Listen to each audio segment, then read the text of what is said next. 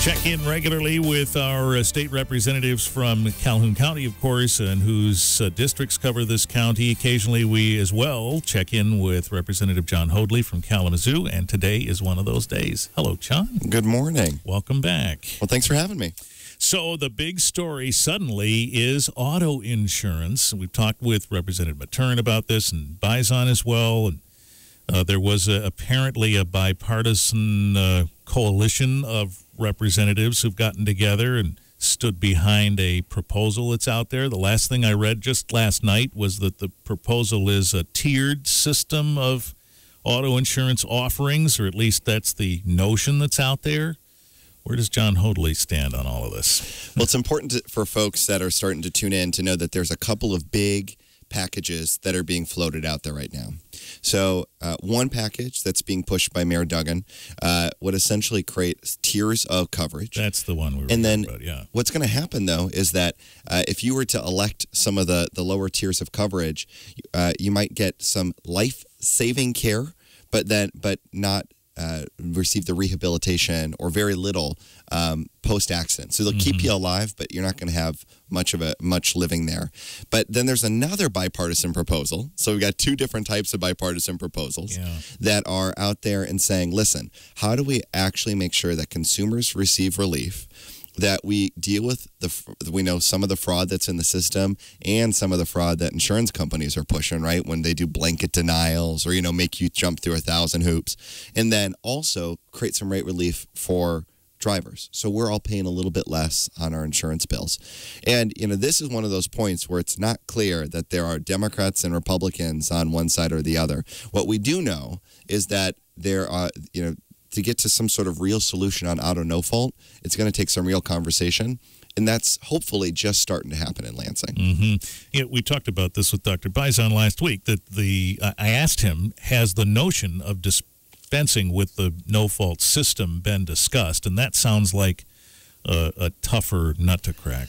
Well, and it seems like there is a lot of benefit to having an auto no-fault system. Well, he said that too. Yeah. Right? And it's one of those pieces where, and we take it for granted here, but when you're in an auto accident, you know that your car can get repaired and that if you were injured, you're going to get the health care that you need. That's clear.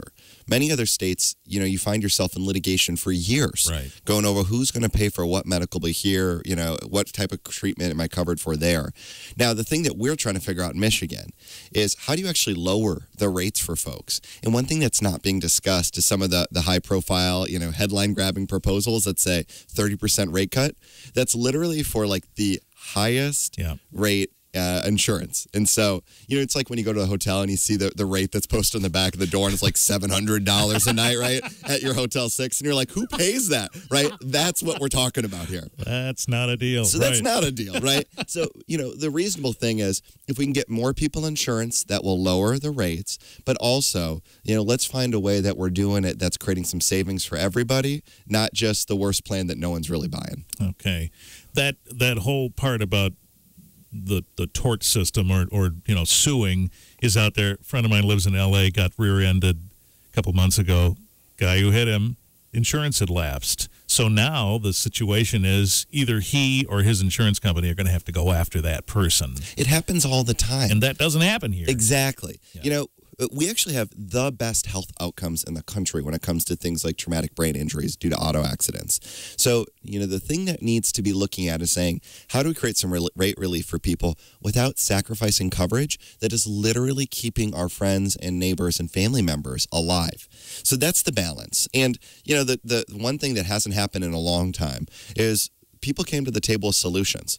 So, folks are who aren't in this sort of Duggan camp are actually out there saying things like, let's look at a rate schedule. So we do away with those exorbitant, costs that some people have heard about. Let's actually look at making sure that that we force protections and savings back to consumers as opposed to just dealing with one side, right? Because at the end of the day, we have to pay those auto insurance bills, right? I do, when we pay our auto bills and our premiums. And at the same time, too, we got to make sure that we're looking at what's best for us as consumers, not what's just best for the bottom line of insurance companies. So I guess I get where Duggan's coming from. He's got a bunch of people who can't afford auto insurance in the city of Detroit. He is trying to create a solution for them so that they can afford to drive to work, whatever they're doing. So he says this tiered system will create an affordable option, but it's like buying the no-brand insurance, right? I mean, it's just very basic, and this could create problems. Well, that's the thing, right? Like, it's not talking about buying the no-brand insurance, right? This is actually talking about thinking you're buying insurance, and then you end up just buying a piece of paper that doesn't do anything, right? And the problem with some of the things that we're talking about with their tiered coverage is that people think that they're still going to be able to go to a system where they get all the health care that they need, even if they think they just have slightly lower coverage. Yeah. But that's not necessarily true. So if you were to buy the lowest tier of insurance, from what we've seen, because by the way, there's actually been no formal bills introduced yet. Right. It's all talk. It's all talk, and it's all behind the scenes. You might get, if you buy that $250 coverage, you get $225,000 of life-saving coverage in the emergency room. Yep. Now, the minute you leave that, though, you're left with $25,000 for the rehabilitation coverage and anything else that you need. And imagine if you're in a bad spot. And so then what happens, right? You say, I really need some rehabilitation. I have to sue. Right, so we're introducing litigation back into the system, which, by the way, one has been bringing more lawyers into something, made something less expensive, right? And so that's the piece about this. There's the idea here is by offering a lower quality product that we're going to somehow lower the prices. And the other half of that is that we're basically saying, trust us, the insurance companies say, we'll definitely lower your prices, which, come on. Yeah, come on, right. So, that's the kind of thing we hear where I'm just saying the bipartisan package that I'm more excited about, that's supported by both hospitals and caregivers and a whole bunch of other folks, is one that says, let's create some reasonable rates that should then control costs from the people that actually have to use the services, right? So the hospitals, the prescription drugs, all those pieces. Mm-hmm. That'll actually drive down costs, and then we can work to make sure those savings are passed on to consumers. So the photo op the other day had some Republicans, some Democrats, some were in the picture, some weren't. I don't think I saw you in there, but that could just be that you're not on that committee. But would you stand in front of camera and say, yeah, I like this? Yeah, I mean, I need to go and explore all the bills, because I haven't had a chance yet to read each one, right? Okay. But the framework that's being supported in that bipartisan package, right, that where Democratic and Republican leaders stood up and said, let's have some reasonable solutions that are good for hospitals, good for caregivers, good for drivers, good for all the other folks, right? Mm-hmm. That's the one I'm more excited about. The non-Duggan package. The non-Duggan package. Yeah. Okay. So we'll see how this goes. Is there pressure from insurance companies on this issue? All the time. Yeah. Right. I mean, right. And, you sort of just look at who's backing what, right? And, the insurance companies I've worked with have been very good on many issues, right? But this is one where, we just haven't had a chance to see eye to eye. And, I get it, right? You can't make everybody happy all the time. Mm-hmm. But at the end of the day, I want to stand with drivers and I want to stand with patients, right? And that's why I'm looking for this more broad, bipartisan supported package. So is there a main argument from insurance companies against reform here? They want to see, I wouldn't speak for the insurance companies, right? But they're looking at a package that they think that they think can probably expedite a few more people to actually buy insurance and have very limited amounts that they're actually reliable for by purchasing those products. So that's what the rub is here. We have too many uninsured drivers. In spite of the fact that Michigan is a insurance required state, you can go buy some insurance, renew your plates, let it lapse, and it's over. And that's right. Where the problem is. And Absolutely. That's not right. That's not right. So, here, the thing is, and this is how things are supposed to work, we both agree on the same problem.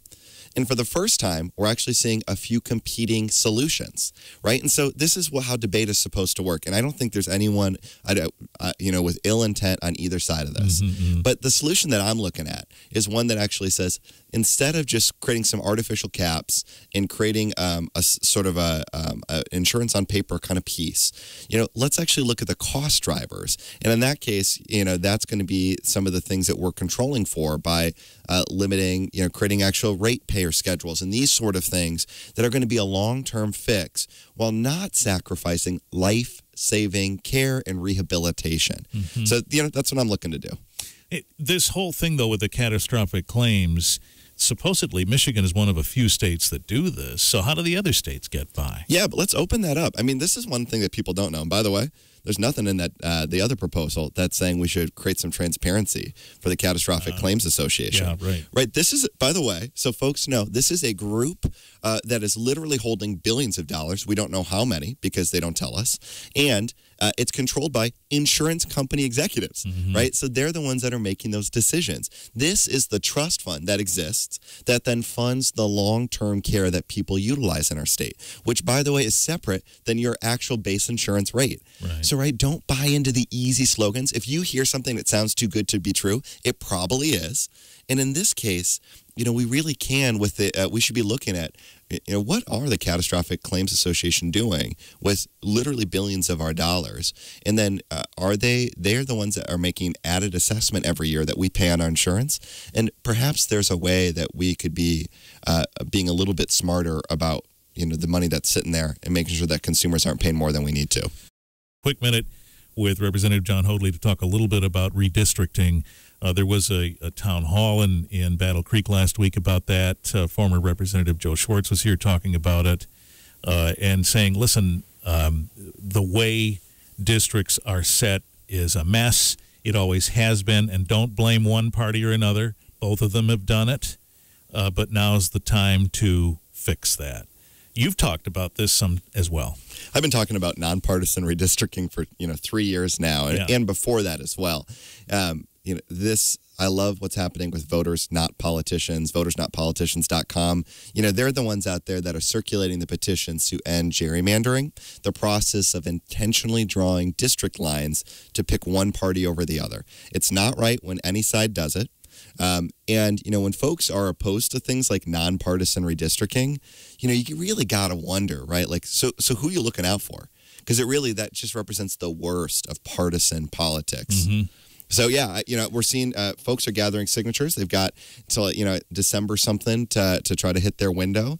So if you're interested in circulating those petitions, go to votersnotpoliticians.com or go find, someone that's out there and sign their petition. Yeah. They need to get like 350,000 of them.